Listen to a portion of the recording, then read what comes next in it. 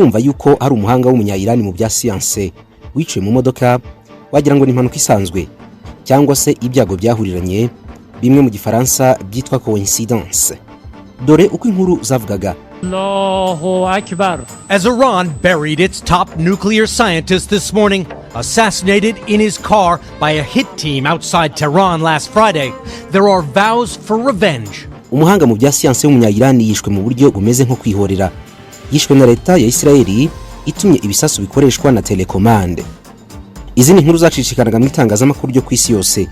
And claims the weapons, including a remotely operated machine gun, came from Israel. Uwishwe ni Dr. Mohsen Fakhrizadeh. Iri ngiri ntabwo ari izina ryoroshye, atari muri Irani gusa, ahubwo no mu isi yose, cyane cyane mu bihugu biteye imbere mu bijyanye no gukoresha ibitwaro bya nucleaire. Nkubwire bike ku buzima bwe, oya nako ndaza kubigarukaho, ariko fata mu mutwe yuko uyu mugabo yari nimero ya mbere mu bihugu by'Abarabu, wari ufite umushinga karundura wo gukora intwaro kirimbuzi n'iz'uburozi. Leta ya Amerika na Israeli byamuhabukaga kubi, ariko bikanamuhigisha uruhindu. Ibi ngibi niba bidahagije kuri we, ndaza kukubwira ibindi byisumbuyeho. Gusa aha muri iki kiganiro turaganira ku bintu bitatu by'ingenzi. Ninde wishe Dr. Mohsen Fakhrizadeh? Agatsiri ko kumuhitana kavuye hehe? Cyakora hangaha ndakumenyesha yuko umugambi wo kumuhitana wari umaze hafi imyaka 3. Icya gatatu rero ni urugamba rushya hagati ya Leta Zunze Ubumwe za Amerika na Iran, cyangwa se wenda Amerika izabyitaza hanyuma Israel na Iran bihondagurane.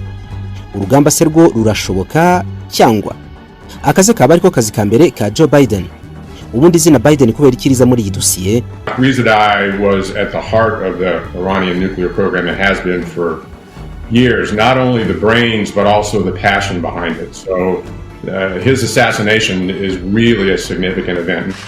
Kugira ngo ibintu byorohe, reka tubanze tuvuge ku rupfu nyirizina rw'uyu muhanga wishwe atezwe igisasu cyoherejwe mu buryo bwa telecommande. Telecommande nabuze izina rya nyaryo mu Kinyarwanda kubera ko ubundi mu Cyongereza bakoresheje remote control. Nabwo biragoye kumenya niba telecommande bishatse kuvuga 100% remote control mu Cyongereza, ariko wenda uraza kubyumva. Savannah, media reports in Iran say that the assassins used that remotely operated machine gun which was hidden in the back of a pickup truck. Hari kuwa gatatu nimugoroba w'itariki 27 z'ukwezi kwa 11 2020, Dr. Fakhrizadeh yari mu modoka ye mu mujyi wa Absad, ni mu burasirazuba bwa Tehran, umurwa mukuru wa Irani. Mu modoka yo mu bwoko bwa Nissan ya double cabine, mu buryo bumeze nko gukubitwa n'inkuba. Igisasu kitazwi aho cyaturutse cyase ku imodoka ye kirayishwanyaguza kigira uburere. Mu bari muri iyi modoka nta wasohotsemo, no kuvangura imibiri byaragoranye cyane. Amafoto yacicikanye ku mbuga nkoranyambaga agaragaza amaraso menshi atemba ava mu modoka, ubwo nyine harimo n'amaraso ya Dr. Fakhrizadeh hamwe n'abarinzi be bari bari kumwe. Byari byivangavanze. Iyi modoka yo mu bwoko bwa pickup byavuzwe yuko yarimo abandi batatu bari abarinzi be, ariko ibindi bitangazamakuru cyane cyane ibyo mu burengerazuba bw'isi bikavuga yuko ahubwo byari birimo abantu babaterabwoba. Inkuru zavuzwe ako kanya zavuze yuko nta muntu n'umwe wari uri hafi aho ngaho aho ibi ngibi byabereye, no kuvuga aho imodoka yaturikiye. Ndetse ubutegetsi bwa Iran buhita butangaza yuko uyu muhanga yishwe na machine gun yagenzurwaga na telecommande. Ubundi nanone mu indi statement baza kuvuga yuko ari igisasu cyagenzurirwaga kuri satellite y'abanya-Israeli. Ku munsi wo kuwa mbere, Rear Admiral Shamkhan, uyoboye ishami rishinzwe inama nkuru y'umutekano muri Iran, yavuze yuko igenzura ryihuse ryakozwe.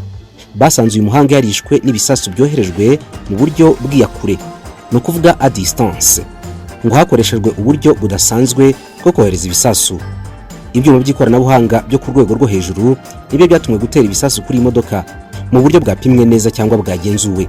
Inzego z'ubutasi za Mossad zivugwaho ibi ngibi ngo zabanje gukusanya amakuru yaho uyu muhanga yari bube ahagaze, imodoka ari bugendemo, gupima no guhuza ibirango by'ubumenyi bw'isi, no kuvuga ibyitwa geopol byaho imodoka iza kuba ihagaze, ku buryo kumwibeshyaho cyangwa se kumuhusha bijya ku kigero cyo hasi cyane, hafi kutibeshya. Uyu mugabo Real uhagarariye urwego rw'umutekano aganira na Al Jazeera yaragize ati, "They used a special methods and there was no one present at the scene." Bakoresheje uburyo budasanzwe kandi nta muntu wakoze ibi ngibi warahabereye icyaha, babikoreye kure. Inzego zishinzwe ubutasi n'umutekano muri Iran ngo zari zimaze igihe zikeka yuko n'ubundi uyu muhanga ashobora kwicwa isaha n'isaha. ndetse ngo bari bafite amakuru y'aho ashobora kwicirwa, ariko ntabwo bari bazi neza igihe n'isaha ibi bishobora kubera. Ni nayo mpamvu uyu muhanga yari asigaye afite ikipe nini ishinzwe kumurinda hamwe n'ishinzwe kumunekera amakuru y'abashobora kumugirira nabi. Roy Admiral Shamkani uhagarariye urwego rukuru rw'umutekano yaragize ati, turabizi yuko ibingibi byakozwe n'itsinda ry'abamujahideen ritavuga rumwe na leta bafatanyije na leta ya Isirayeli.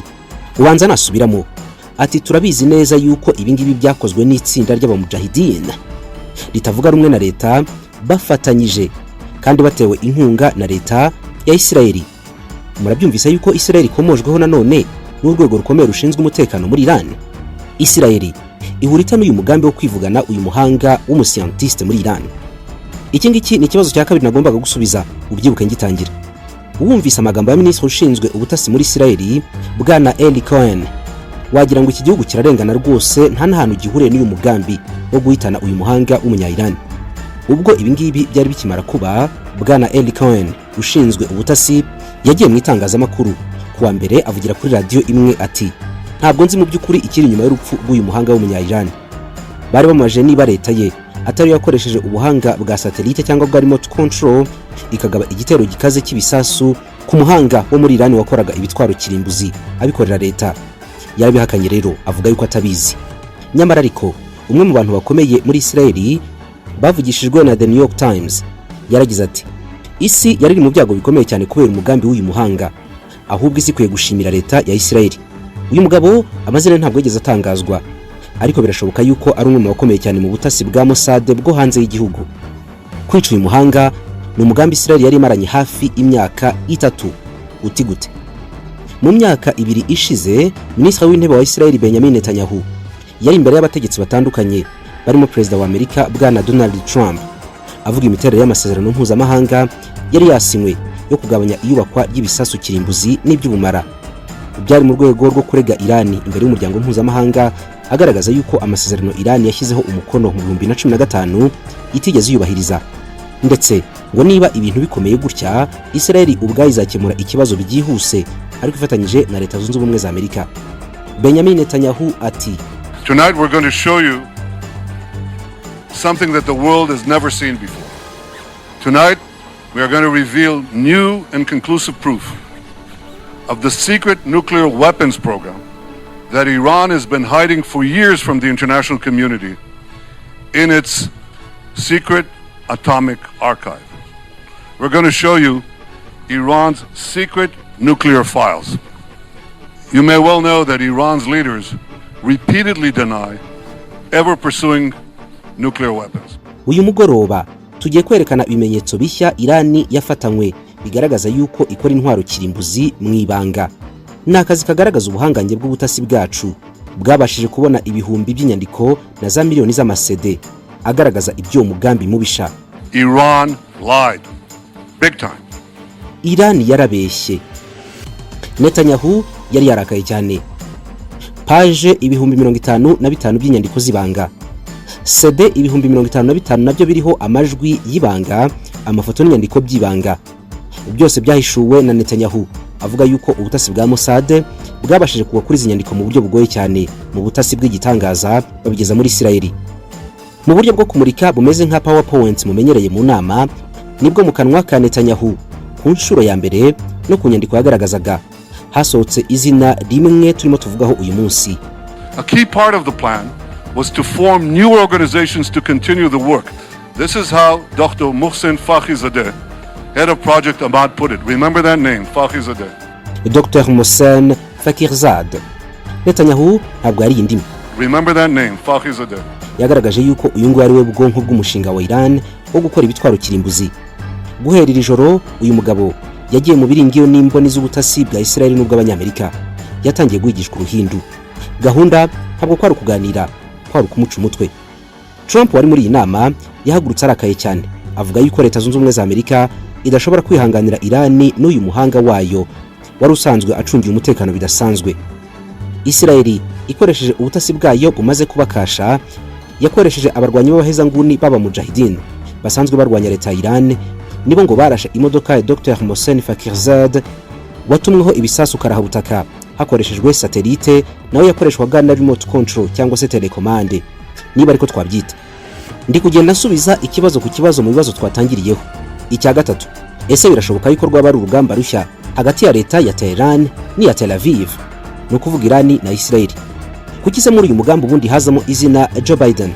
Izina rye rizamo rite? Urugamba hagati ya Irani na Israeli rwo rurashoboka, ruranasanzwe, ariko inshuro zose Israeli yumvikanye ivuga yuko Iran itigeze hagarika ibikorwa by'ubushotoranyi kuri Israeli. Ari nayo mpamvu uyu munsi ibihugu byombi bihora biryamiye amajanja kubera yuko urugamba rushobora kwaduka abasirikare bagakozanyaho. Kugira ngo ubyumve neza, reka dusubire ku munsi nyirizina wo guherekeza uyu muhanga. Umuhango wo gusezera bwa nyuma kuri Dr. Fakhrizad ubwawo wabereye kuri Minisiteri y'Ingabo mu mujyi wa Tehran, nubwo kumushyingura byabereye mu gace k'amajyaruguru y'uyu mujyi. Ibi ngibi ubwabyo, ibyo guhererekeza uyu muhanga kuri Minisiteri y'Ingabo, bigaragaza uko Iran yamufataga mu bijyanye n'imigambi ya gisirikare. Ni umuhango wanyuzwaga kuri televiziyo live, imbona nkubone, abaturage bose bareba.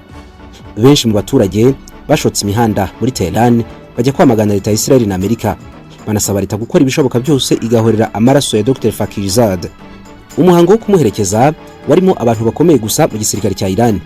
Abo ngabo barimo nka Bwana Mohammadu Alavi, minisitiri ushinzwe ubutasi muri Iran, General Hussein Salami, ushinzwe itsinda ryihariye ry'ingabo zishinzwe ubusugire bwa Iran ni nka Special Force, hamwe na Al Akbar Salehi, ushinzwe intwaro kirimbuzi muri Iran. Abangaba bose buri umwe yagiye afata ijambo muri uyu muhango, bavuga barakaye cyane yuko leta ya Iran itazarebera ibikorwa nk'ibi ngibi, ndetse yuko abaturage b'iki gihugu bahagurukiye guhorera umuhanga wabo bari basigaranye mu bya kirimbuzi. General Amir Hatami, minisitiri w'ingabo muri Iran, yaragize ati, umwanzi arabizi yuko tuzamubabaza, kandi abasirikare bacu bazi neza yuko igikorwa cy'ubugoryi nk'iki ngiki cyakorerwa Iran kigomba kwishyurwa, barabizi.